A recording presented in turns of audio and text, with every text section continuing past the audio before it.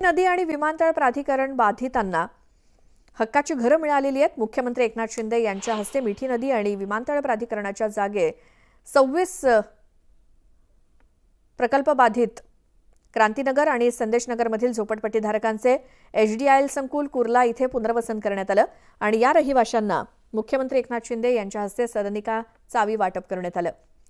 तर चांदिवली विधानसभा आमदार दिलीप लांडे यांच्या प्रयत्नातून क्रांतीनगर आणि संदेशनगर मधील बाधित झोपडपट्टीधारकांना त्यांच्या हक्काचं घर मिळालं। 26 जुलै 2005 ला मुंबईत आलेल्या महापुरामुळे क्रांतीनगर आणि संदेशनगर हे विभाग संपूर्णपणे पाण्याखाली गेले होते आणि इथल्या बाधितांची तब्बल 19 वर्षांची ही प्रतीक्षा अखेर संपली असून 1500 कुटुंबांना मुख्यमंत्र्यांच्या हस्ते हक्काचं घर मिळालंय।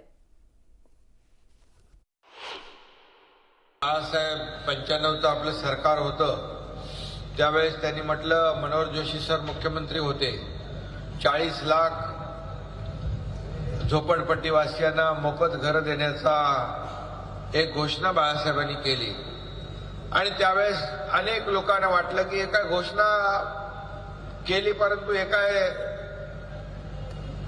सत्यामध्ये काय उतरणार नाही आणि हे काय शक्य नाही।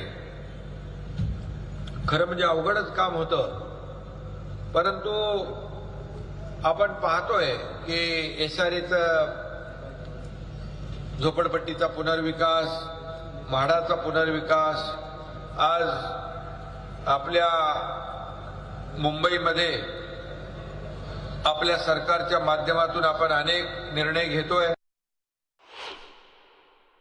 आज मुंबईमध्ये देखील आपण पाहतोय की सगळे अनेक वर्ष खड्ड्यातून लोकांनी प्रवास केला, आता सगळेच्या सगळे रस्ते आपण सिमेंट कॉन्क्रीटचे करतोय।